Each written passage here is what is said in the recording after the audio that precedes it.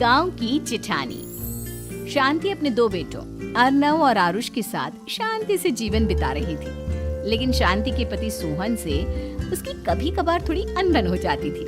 एक दिन शांति रोज की तरह सुबह का खाना बना रही थी, तभी दरवाजे की घंटी बजी। घंटी की आवाज सुनकर वो दरवाजे की ओर जाते हुए कहती है, अरे आती हूँ, कौन है, सब्र करो। शांति दरवाजा खोलती है तो देखती है कि उसके जेठ मोहनदास सामने खड़े होते हैं। वो सक पकाकर अपना घूंघट करती है और पैर छूकर कहती है, आइए आइए जेठ जी। कैसी हो शांति? जी मैं तो बिल्कुल ठीक हूँ, सब आपकी मेहरबानी है भाई साहब। शांति और मोहनदास की बातें सुनकर शांति का पति सोहन और उसके दोनों बेटे बाहर आ जाते हैं। अरे भैया राम राम, कैसे हो आप? राम राम भाई। अरे शांति ऐसे खड़ी खड़ी क्या देख रही हो? चाय कॉफी कुछ लेकर आओ, भैया आए हैं। शांति तेजी से रसोई की ओर आगे बढ़ती हुई कहती है, अरे मेरी माँ, गेट खोलने के चक्कर में मेरे तो चावल ही जल गए। वो दौड़ी दौड़ी रसोई में जाती है और देखती है कि सारे चावल जल गए हैं। वो दोबारा चावल बनाने में लग जाती है। इतने में सोहन आवाज लगाता है, अरे शांति, तुम्हारे चावल का रोना खत्म हो गया हो तो चाय ले आओ। जी लाती हूँ अभी। शांति जल्दी जल्दी चाय बनाती है और मोहनदास को चाय देती है। सब एक दूसरे की खैर खबर पूछते हुए चाय पीते हैं। चाय खत्म होती ही मोहनदास शांति की ओर देखते हुए मजाक में कहते हैं, शांति, अब तुम्हारी चाय में दम नहीं रहा, अब हमें चाय बनाने वाली बदलनी पड़ेगी। ये कैसे मुमकिन होगा जेठ जी? घर और बाहर का सारा काम मुझे ही करना पड़ता है और कभी कभी जल्दी जल्दी के चक्कर में काम बिगड़ जाते हैं, जैसे आज चावल जल गए। अरे इसी का तो हल लेकर आया हूँ। मैंने रिश्ता देखा है अर्नव और आरुष के लिए। दोनों लड़कियाँ बहुत सुंदर और सुशील हैं। अगर आप दोनों इजाजत दें तो बात करूँ आगे। सोहन और शांति रिश्ते की बात सुनकर कहते हैं, अब ठीक है, बात चलाइए ना भैया, पर पहले लड़की के बारे में कुछ बताइए तो सही। हाँ हाँ भाई साहब, लड़की कैसी है, परिवार कैसा है, कहाँ के रहने वाले हैं? देखो परिवार तो बहुत अच्छा है, पर वे दोनों लोग बहुत गरीब हैं। दहेज में कुछ मिलेगा नहीं। अरे हमें दहेज में कुछ चाहिए भी नहीं, बस लड़की संस्कारी होनी चाहिए। एक लड़की तो पढ़ी लिखी है और शहर की रहने वाली है, पर दूसरी अपनी गरीबी की वजह से पढ़ न सकी और गांव में रहती है, लेकिन दोनों है बहुत खूबसूरत। अगर तुम सबको देखते ही पसंद ना आ जाए तो मेरा नाम बदल देना। हाँ, पर तो हम आके मूंद कर भरोसा कर सकते हैं भैया। आप आगे बात चलाइए, हम शादी करने को तैयार हैं। कुछ ही दिन में अर्नव और आरुष की शादी हो जाती है। आरुष की शादी अनपढ़ लड़की मंजरी से हो जाती है, जो कि बहुत भोली भी होती है, और अर्नव की शादी पढ़ी लिखी लड़की तनुजा से हो जाती है, जो कि घमंडी और चालू होती है। एक दिन मंजरी घर के काम कर रही थी कि अचानक शांति उसे आवाज लगाती है, बड़ी बहू, ओ बड़ी बहू, मंजरी जल्दी यहाँ आओ। मंजरी जल्दी जल्दी शांति के पास जाती है। बेटा मेरे पैर दबा दे, बहुत दर्द हो रहा है। जी माँ जी, बस बर्तन धोकर आती हूँ। अरे बैठ यहाँ, मेरे पैर में बहुत तेज दर्द हो रहा है, बर्तन छोटी बहू धो लेगी। मंजरी शांति के पैर दबाने लगती है तो शांति तनुजा को आवाज लगाती है, छोटी बहू, ओ छोटी बहू। तनुजा थोड़ी देर से आराम से चलकर आती है। जी माँ जी, आपने बुलाया मुझे? आपको कोई काम था क्या? तू कुछ काम कर रही है या? शांति की बात काटते हुए तनुजा बोलती है, कुछ नहीं माँ, फोन पर अपने घर पर बात कर रही थी। अरे बाद में बात करियो अपने घर वालों से, पहले जाके बर्तन धो ले। तनुजा मुंह बनाते हुए अपनी चिठानी की ओर देखती है और मन ही मन कहती है, ये महारानी वहाँ बैठी है, ये नहीं कि बर्तन धो ले। मैंने इतनी पढ़ाई बर्तन धोने के लिए की थी क्या? तनुजा दांत पीसकर वहाँ से चली जाती है। अगले दिन सब दफ्तर चले जाते हैं, तभी डाकिया चिट्ठी लाता है। शांति चिट्ठी लेकर मंजरी से कहती है, बड़ी बहू, जरा छोटी बहू को बुलाना, एक चिट्ठी आई है। मेरी तो आंखें कमजोर है तो मुझसे पढ़ा नहीं जाएगा।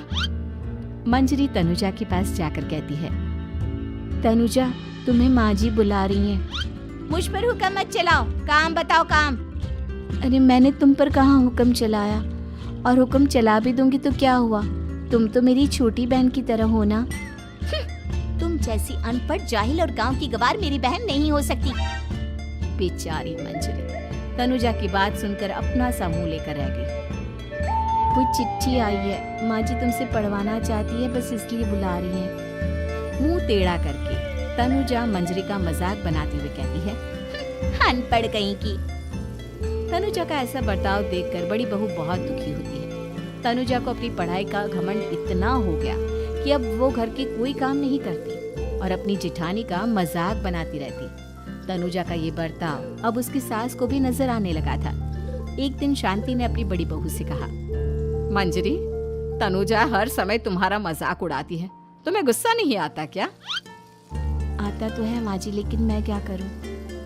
जब भी उसे कुछ बोलती हूँ वो और भी जली कटी बातें मुझे सुनाकर चली जाती है। मैं उसे अपनी छोटी बहन की तरह प्यार करती हूँ, लेकिन उसके दिल में मेरे लिए कोई इज्जत नहीं। बहू, तूने वो कहावत सुनी है, जुल्म करने वाले से ज्यादा जुल्म सहने वाला अपराधी होता है। मंजरी अपनी सास का इशारा समझ जाती है। वो अपनी देवरानी को सबक सिखाने की ठान लेती है और एक दिन शांति अपनी दोनों बहुओं के साथ बैठी थी तो शांति अपनी बड़ी बहू से पूछती है, अरे बहू, शाम होने को है, कुछ सोचा है क्या बनेगा खाने में? माँ जी, मेरे तो सर में बहुत दर्द है आज। मेरी प्यारी देवरानी ही कुछ अंग्रेजी खाना बनाकर खिलाएगी। सुना है पढ़े लिखे लोग अंग्रेजी खाना बहुत अच्छा बनाते हैं, क्यों तनुजा? इतना कहकर मंजरी अपनी सास की ओर देखकर मुस्कुराती। तनुजा अपनी तारीफ सुनकर बहुत खुश हो गई। इतने में शांति कहती है, ये तो सच बात है छोटी बहू, ये तो मैंने भी सुना है। हम भी पक गए हैं बड़ी बहू के हाथ का खाना खा खा कर। तनुजा, तुम्हारी माँ भी तो तुम्हारे खाने की बहुत तारीफ करती है, आज हमें भी खिला दो कुछ अच्छा सा बनाकर। शांति की बात सुनकर छोटी बहू और आसमान पर चढ़ गई, पर उसे ये कहाँ पता था कि उसकी सास और जेठानी उसे सबक सिखाना चाहती है। तनुजा अपनी तारीफ सुनकर खुश तो बहुत होती है, पर सोचने लगती है, मुझे तो कैसा भी खाना बनाना नहीं आता, अब मैं क्या करूंगी? अगर मैंने इनको सच बता दिया तो मेरी सारी इज्जत मिट्टी में मिल जाएगी। अरे छोटी बहू, क्या सोच रही हो? खिलाओगी ना अपने हाथ का अंग्रेजी खाना? छोटी बहू हाँ में सर हिला देती है।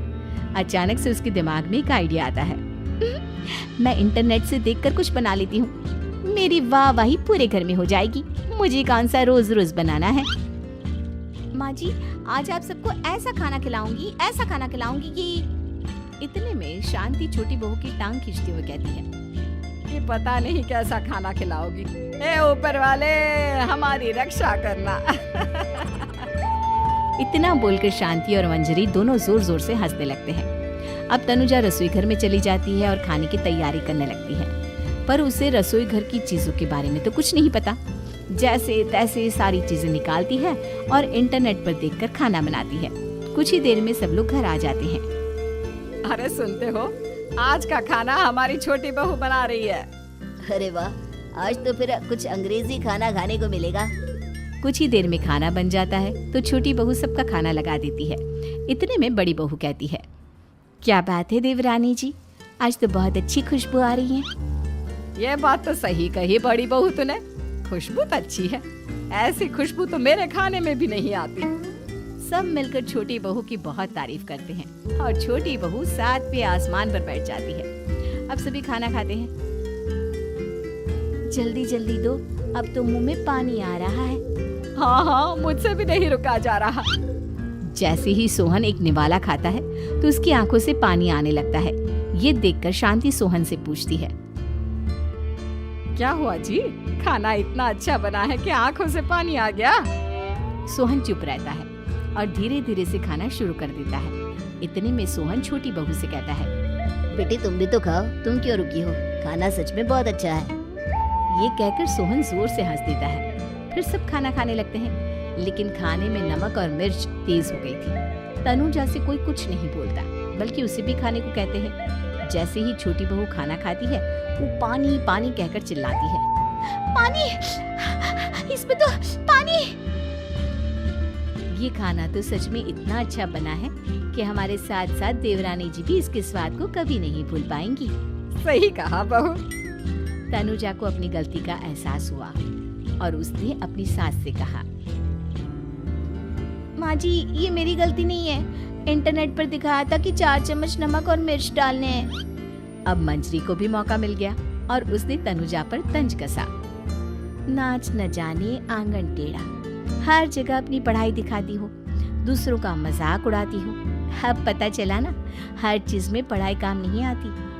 और तुम तो शहर में रही हो, तुम्हें तो मुझसे भी अच्छा खाना बनाना आना चाहिए ना।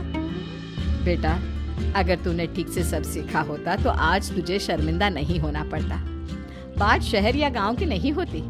मंजरी गांव से आई है, लेकिन उसे घर का काम करना और खाना बनाना सब अच्छी तरह से आता है। तुम शहर में रही हो, तुमने ये सब क्यों नहीं सीखा? छोटी बहू सर नीचा कर सबसे माफी मांगती है और बहुत शर्मिंदा होती है। दीदी मुझे माफ कर दो, मैंने आपको बहुत बुरा भला कहा, पर आपने मुझे हमेशा ही माफ किया। आज मुझे अपनी गलती का एहसास हो गया है। अब दोनों बहुएं मिलकर घर का काम करने लगी और एक दूसरे को अपने गुण बांटने लगी। मंजरी ने अपनी देवरानी को खाना बनाना और घर का काम करना सिखाया, वहीं तनुजा ने भी अपनी जेठानी को पढ़ना लिखना सिखाया।